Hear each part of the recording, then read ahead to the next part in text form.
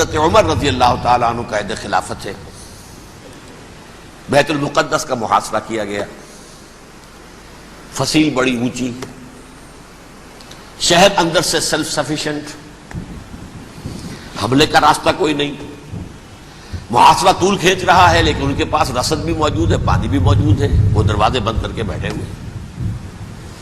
بالآخر اللہ تعالیٰ کی مشیت کا ظہور کیسے ہوا؟ ان کے کچھ علماء آئے فصیل پر، کہا دیکھو مسلمانوں، تم قیامت تک بھی یہاں پڑے رہو گے محاصرہ کر کے، ہمارا یہ شہر فتح نہیں ہوگا۔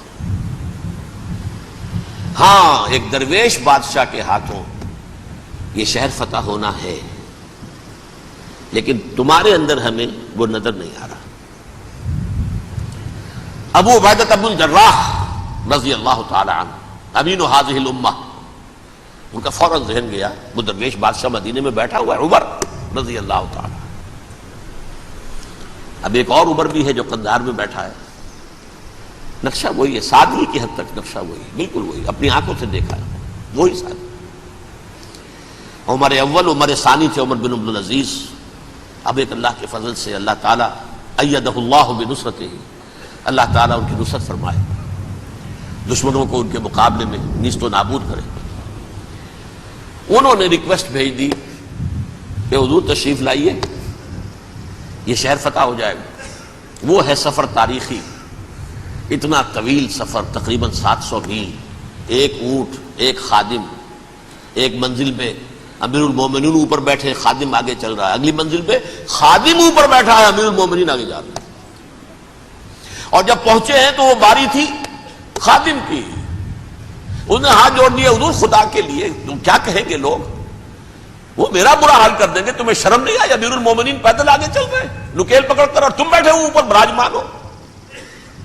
حضرت عمر فرمایا الدور دورک، نہیں، باری تمہاری ہے، بیٹھ۔ اس حال میں پہنچے ہیں، اور پھر یہ کہ ابو عبیدہ بن الجراح آئے ہیں، استقبال کیا ہے تو دیکھا ہے اس حال میں چلے آ رہے ہیں، عمر نکیل پکڑے ہوئے چلے آ رہے ہیں، اور کہتے ہیں کہ کہیں کیچڑ ویچڑ تھا، جوتے خراب ہو گئے تھے، وہ بھی اتار کے ہاتھ میں پکڑے ہوئے، کپڑے تو تھے ہی پھٹے ہوئے۔ انہوں نے کہا کہ حضرت ابو عبیدہ نے، دیکھیے یہ بڑا متمدن ملک ہے، بڑا مہذب علاقہ ہے، یہ آپ ذرا حلیہ اپنا دوست فرما لیں تب جا کے پیش ہم آپ کو کریں گے۔ آپ نے فرمایا نحن قوم اعزنا اللہ بالاسلام، ہم وہ قوم ہیں جنہیں اللہ نے عزت دی ہے اسلام کے ذریعے سے، کپڑوں کے ذریعے سے نہیں، دولت کے ذریعے سے نہیں۔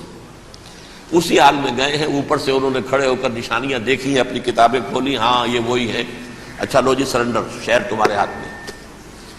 خون کا ایک قطرہ نہیں بہا اور بیت المقدس فتح ہو گیا۔ لیکن اس وقت حضرت عمر نے ایک نرمی یہ کی کہ یہودیوں کے لیے بھی اسے اوپن سٹی قرار دے دیا۔ یہ احسان عظیم حضرت عمر کا، اس سے پہلے یہودی آ ہی نہیں سکتا تھا، داخل ہی نہیں ہو سکتا تھا، وہاں وہ آ کر وزٹ نہیں کر سکتا تھا، زیارت نہیں کر سکتا تھا اپنے مقدس مقامات کی۔ حضرت عمر نے یوں سمجھیے کہ تقریباً 550 برس کے بعد ان کے لیے راستہ کھولا ہے کہ ہاں تم آ سکتے ہو، زیارت کر سکتے ہو۔ لیکن یہ عیسائیوں نے لکھوایا معاہدے کے اندر، انہیں یہاں آپ آباد ہونے کی اجازت نہیں دیں گے، لیکن کم وزٹ دی پلیسز، دیکھیں، زیارتیں کریں اور جائیں۔ یہ معاہدہ حضرت عمر کا ہے رضی اللہ تعالیٰ عنہ، جو پھر خلافت راشدہ کے بعد بنو امیہ نے بھی اس کو آنر کیا، بنو عباس نے کیا، پھر جو ہمارے یہ ترکوں میں اندر خلافت آئی تو ترک خلفاء نے بھی اس معاہدے کی پوری پابندی کی۔ فلسطین میں آ سکتے ہیں یہودی صرف زائرین کی حیثیت سے، وہاں آباد نہیں ہو سکتے۔ اب آئیے اگلا دور آیا حضرت عثمان کا دور خلافت۔ یہ ہے وہ وقت کہ اب یہود نے امت مسلمہ کی پیٹھ میں چھڑا گھونپا۔ وہ کیسے؟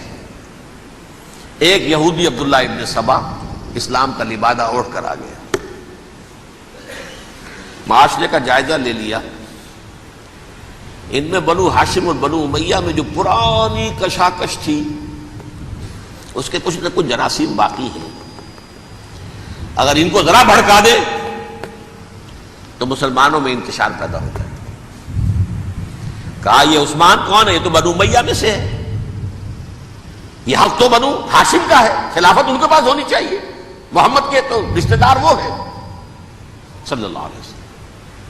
عوام الناس کے اندر بات پھیلنی شروع ہوئی۔ پھر ایک بڑی سازش کے انداز میں حضرت عثمان کے خلاف پروپیگنڈا، حضرت عثمان کے جو عاملین تھے، گورنر تھے، ان کے خلاف پروپیگنڈا، اور ایسی ہوشیاری کرتے تھے کہ کوفے میں کوفے کے حاکم کے خلاف کچھ نہیں کہنا، اجی مصر میں یہ ہو رہا ہے، اجی شام میں یہ ہو رہا ہے، اجی یہ جو عثمان ہے وہ یہ کر رہا ہے، یہ ظلم ہو رہا ہے، یہ لوٹ مار ہو رہی ہے، یہ خیانتیں ہو رہی ہیں۔ اب نہ تو اس زمانے میں مینز آف کمیونیکیشن، کیسے تصدیق کریں؟ افواہیں تو آپ آج کراچی کے اندر شروع ہو جائے تو پتہ نہیں چل سکتا کسی کو کہ کیا اس میں صداقت ہے کیا جھوٹ ہے، اور بری بات جو ہے فطرت انسانی کی کمزوری ہے وہ فوراً قبول کرتا ہے، کسی کے بارے میں اچھی بات ماننے کو تیار نہیں ہوتا لیکن بری بات تو فوراً تیار۔ بہرحال یہ فتنہ انہوں نے اٹھایا، حضرت علی کی الوہیت کا فتنہ اٹھایا، حضرت عثمان کے خلاف الفتنۃ الکبریٰ برپا کیا، حضرت عثمان شہید ہوئے۔ اس کے بعد 5 برس تک مسلمان ایک دوسرے کی گردنیں کاٹتے رہے، باہمی خانہ جنگی ہوئی، امت کو وہ زخم لگایا ہے جو آج تک جس سے خون رس رہا ہے۔ یہ شیعان عثمان اور شیعان علی تھے جو بعد میں پھر سنی اور شیعہ ہو، اور آج تک فتنہ کس نے جگایا؟ ایک عبداللہ ابن سبا یہودی اور اس کے کارندے، شیطان کا ایجنٹ، اور انسانوں میں سے بھی اس کے جو بھی حواریین تھے اور شیطانوں کے اندر سے بھی تھے، انہوں نے بھی اس آگ کو بھڑکایا۔ یہ آپ سوچ لیجئے کہ یہ کس نے وہ زخم لگایا؟ یہودی۔ اگلا دور آیا، خلافت راشدہ ختم ہوئی، بنو امیہ کا بھی دور کافی گزر گیا۔ طارق ابن زیاد 712 عیسوی میں حملہ کرتے ہیں اسپین پر۔ اسپین اس وقت عیسائیت کا بہت بڑا گڑھ، بڑے کٹر ترین عیسائی جو ہے وہ اسپین میں تھے، لہذا یہودیوں کی وہاں بہت پٹائی ہوتی تھی، بہت پٹائی ہوئی، میں بتا چکا ہوں، دشمنی تھی ان کی تو چلی آ رہی تھی عیسائیوں کے ہاتھوں یہودیوں کی، وہ تو سن 300 عیسوی سے ایمپرر کانسٹنٹائن کے بعد سے شروع ہو گئی تھی۔ اس حوالے سے یہودیوں نے اس وقت چالاکی یہ برتی، کچھ راستے واسطے بتائے، کچھ مدد کی طارق ابن زیاد کی۔ طارق ابن زیاد نے انہیں اپنا محسن سمجھا، ہسپانیہ فتح ہو گیا تو یہودی چونکہ محسنین کی فہرست میں آ چکے تھے، انہیں بہت اقتدار نصیب ہوا، بڑی سپورٹ مسلمانوں نے دی۔ ان کے بڑے بڑے علماء جو اسی دور کے اندر پیدا ہوئے، بڑے بڑے تھنکرز ان کے اسی دور میں پیدا ہوئے۔ بن گوریون جو کہ ایک وزیر اعظم تھا اسرائیل کا، اس نے یہ لکھا اپنی کتاب میں، Muslim Spain was the golden era of our diaspora. وہ ڈائسپورا جو 70 عیسوی سے شروع ہوا تھا اور 1917 عیسوی تک جاری رہا ہے، اس میں سے گولڈن ایرا ہمارا جو تھا وہ مسلم اسپین تھا۔ ہسپانیہ میں بیٹھ کر ہم نے عیش کیے، لیکن وہاں سے انہوں نے اور جو کچھ کیا، یہ تو داستان کے تو بہت سے گوشے ہیں، لیکن میں جس اسٹریٹ لائن میں چل رہا ہوں اس کے اعتبار سے ایک بات سمجھ لیجیے، وہاں بیٹھ کر انہوں نے اب عیسائیت کی پیٹھ میں چھرا گھونپا، پروٹیسٹنٹ مذہب پیدا کیا، تقسیم کر دیا، جیسے شیعہ سنی کی تقسیم، عبداللہ ابن سبا، رومن کیتھولک اور پروٹیسٹنٹ کی تقسیم، یہودی علماء۔ ہوتا کیا تھا؟